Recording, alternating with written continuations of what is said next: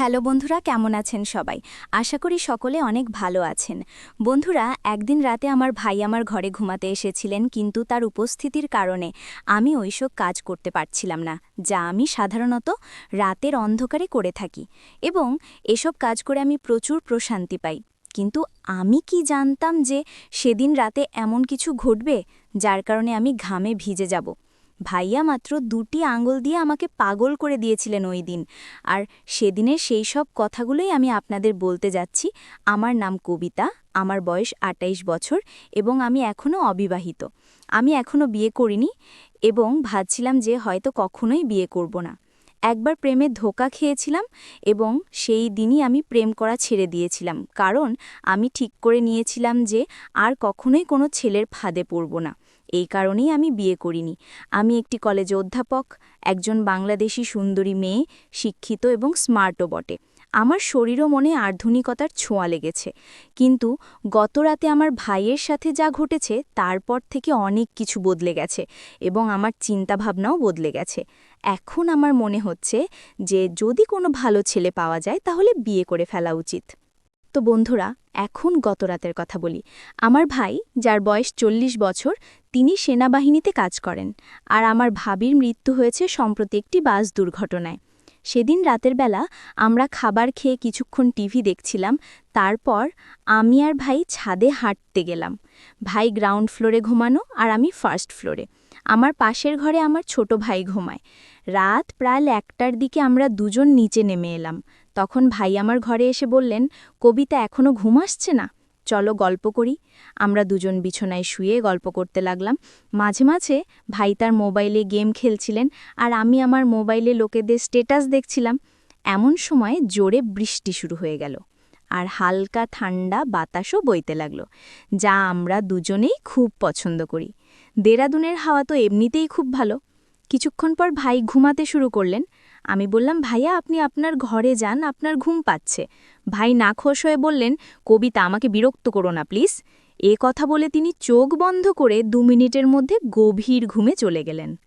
আমি উঠে বাথরুমে গিয়ে আমার জামা কাপড় বদলে নিলাম, কারণ আটসাটো জামায় আমার ঘুম আসে না। তারপর আমি ফিরে এসে বিছানায় শুয়ে মোবাইলে গল্প পড়তে লাগলাম। এই দিনগুলোতে আমি অনেক ভালো গল্প পড়ে আমার মনের শখ পূরণ করি, কিন্তু আমার ভাই তখন আমার সাথে ঘুমিয়ে পড়ার কারণে আমি আর সেসব কাজ করতে পারছিলাম না, যা আমি সাধারণত রাতের অন্ধকারে একা ঘুমানোর সময় করে থাকি।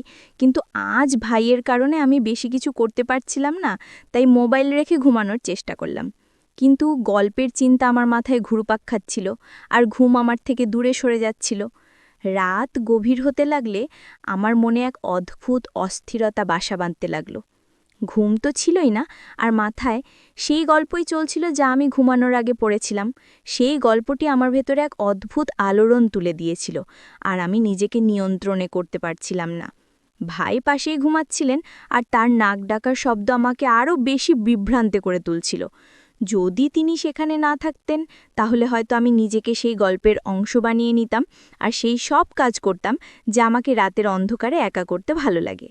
কিন্তু আজকের রাতটা ছিল একটু আলাদা। আমি আমার নিজের চিন্তায় ডুবে গিয়েছিলাম। এমন সময় হঠাৎ ভাই পাশ ফিরলেন আর সোজা হয়ে বসলেন। আমার চোখ অজান্তেই সেই দিকে চলে গেল, আর আমি যা দেখলাম তাতে আমার পায়ের নিচের মাটি সরে গেল। ভাই খুব পাতলা ধুতি পরেছিলেন, আর তার কারণে এমন কিছু দেখা যাচ্ছিল যা দেখে আমার লজ্জা করে গেল। আমার অবস্থা আরও জটিল হয়ে গেল। লজ্জা তো দূরের কথা, আমি আমার চোখ তার দিক থেকে সরাতেই পারছিলাম না। মনে এক অদ্ভুত অস্থিরতা চলছিল। একদিকে আমি নিজেকে নিয়ন্ত্রণে রাখার চেষ্টা করছিলাম, আর অন্যদিকে আমার ভেতরের অস্থিরতা বেড়েই চলছিল। সত্যি বলতে কি, এখন আর আমি সহ্য করতে পারছিলাম না। প্রতি মুহূর্তে মনে হচ্ছিল যে যদি আমি নিজেকে নিয়ন্ত্রণে না রাখি তাহলে কিছু একটা হতে পারে, আর এই অবস্থা থেকে বেরিয়ে আসা আমার পক্ষে অসম্ভব হয়ে যাবে। আমার হৃদস্পন্দন বেড়ে গেল, আর মনে ভয় ঢুকে গেল যে যদি কিছু ভুল হয়ে যায় তাহলে ভাই আমার সম্পর্কে কি ভাবতেন, ভাইয়ের চোখে আমি কেমন দেখাবো। এই প্রশ্নগুলো আমাকে আরও বেশি অস্থির করে তুলছিল। কিন্তু অন্যদিকে আমার মনে এক গভীর ইচ্ছাও ছিল যা আমাকে বারবার সেই দিকে টানছিল, যেন আমি যা ভাবছি তা পূর্ণ করে ফেলি। আমার ভেতরের দ্বন্দ্ব এখন চরমে পৌঁছেছে। প্রতি মুহূর্তে আমি নিজের সাথে লড়াই করছিলাম। আমি কি করছি এই প্রশ্ন বারবার আমার মাথায় ঘুরপাক খাচ্ছিল, কিন্তু আমি নিজেকে নিয়ন্ত্রণে করতেই পারছিলাম না। সেই ভিডিওগুলো আমার ভেতরের ঝড়কে আরও বাড়িয়ে দিচ্ছিল। এখন আমার মধ্যে এক অদ্ভুত সাহস এসে গিয়েছিল। বলা যায় আমি আমার ইচ্ছার কাছে অসহায় হয়ে পড়েছিলাম। আমি সিদ্ধান্ত নিয়েছিলাম যা হবে দেখাই যাক। এখন আমি ঠিক সেই কাজটাই করতে যাচ্ছিলাম যা আমি দীর্ঘদিন ধরে থামানোর চেষ্টা করছিলাম। আমার হাত কাঁপছিল, হৃদস্পন্দন তীব্র হয়ে উঠছিল। আমি ধীরে ধীরে ভাইয়ের কাছে গেলাম আর তার পাশে শুয়ে পড়লাম। কিন্তু হঠাৎ এমন কিছু হলো যেন কিছুই হয়নি। মনে হুলুস্থুল পড়ে গিয়েছিল, কিন্তু আমি নিজেকে সামলে রেখেছিলাম। কিছুক্ষণ আমি ঘুমের ভান করলাম, যাতে যদি হঠাৎ সে জেগে ওঠে তাহলে মনে করে আমি গভীর ঘুমে আছি। হৃদস্পন্দন তীব্র হচ্ছিল, কিন্তু আমার চেহারায় শান্তির ছাপ ছিল। তারপর আমি ধীরে ধীরে আমার পা ভাইয়ের ওপর রাখলাম, যেন ঘুমের মধ্যে অজান্তেই কিছুক্ষণ থেমে গেলাম। আর ভাই নড়াচড়ার অপেক্ষায় ছিলেন, কিন্তু কোনো নড়াচড়া হলো না। সে তখনও গভীর ঘুমে ছিল। আমার পায়ের নিচে তার উষ্ণতা অনুভব করছিলাম, আর কিছুটা শরীর শান্ত ছিল, কিন্তু তার মনে আরেক গল্প চলছিল। আমার পায়ের নিচে তার আকাশ স্পষ্ট অনুভব হচ্ছিল, আর তার করা আওয়াজ আমার ভেতরের সব জটিলতাকে আরও বাড়িয়ে দিয়েছে। আমার হৃদস্পন্দন তীব্র হয়ে উঠছিল, আর সেই ভয় যা আমাকে সবসময় আটকে রেখেছিল এখন স্পষ্ট হয়ে উঠছিল। এখন আমি নিজেকে নিয়ন্ত্রণে করতে পারছিলাম না। সময় যত গড়াচ্ছিল আমার ইচ্ছা তত শক্তিশালী হয়ে উঠছিল। আমি জানতাম যদি এখন নিজেকে নিয়ন্ত্রণ না করি তাহলে এমন কিছু ঘটবে যা থেকে ফিরে আসা সম্ভব হবে না। কিন্তু কিছুক্ষণের মধ্যেই আমার মনও যেন যুদ্ধ করছিল, আর আমি ধীরে ধীরে আমার হৃদয়ের কাছে হেরে যাচ্ছিলাম। আমি আবার আমার পা হালকা করে সরিয়ে নিলাম, এটা বোঝার জন্য যে তার ঘুম কত গভীর, কিন্তু কোনো নড়াচড়া হলো না। এখন আমার মন ঠান্ডা হচ্ছিল, আর শুধু একটা কথাই ঘুরছিল। রাত আর নিস্তব্ধতা আমার ভেতরে এক ঝড় তুলে দিয়েছে। প্রতি মুহূর্তে আমার সাহস বাড়ছিল। আমি যে পদক্ষেপ নিয়েছিলাম তা থেকে পিছিয়ে আসা সম্ভব ছিল না। কিন্তু তখন আমি জানতাম না যে সে ঘুমায়নি। আসলে সে গভীর ঘুমে ছিল না, বরং শুরু থেকেই ঘুমের ভান করছিল। আমার প্রতিটি পদক্ষেপ সে আগে থেকেই জানত। আমি যা অনিচ্ছাকৃতভাবে করেছিলাম তা ভাই ইচ্ছাকৃতভাবে দেখছিলেন।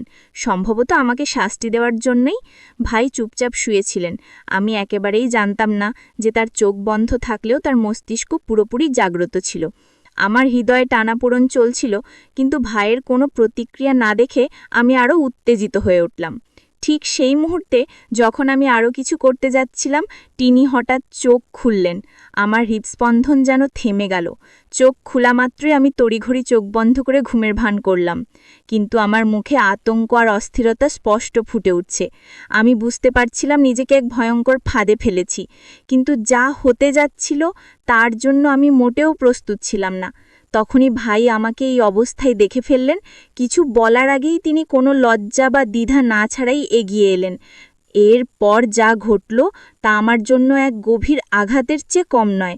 টানা 4 ঘন্টা ধরে তিনি আমার সাথে এমন কিছু করলেন যা আমি কখনো ভুলতে পারবো না। সেই মুহূর্তগুলো আমার পুরো বিশ্বটাকেই বদলে দিয়েছে। কিন্তু এই গল্পের শেষ এখানে নয়। ওই 4 ঘন্টায় যা ঘটেছিল তার সম্পূর্ণ সত্যতে আমি আপনাদের পরের পর্বে বলবো। যদি জানতে চান কি ঘটেছিল তবে আমার চ্যানেল সাবস্ক্রাইব করতে ভুলবেন না, যাতে এই রোমাঞ্চকর এবং রহস্যময় গল্পের পরবর্তী অংশ আপনি উপভোগ করতে পারেন। আমি আপনার প্রিয় বন্ধু কবিতা। আগামীকাল আবার দেখা হবে। সে পর্যন্ত সবাইকে ধন্যবাদ।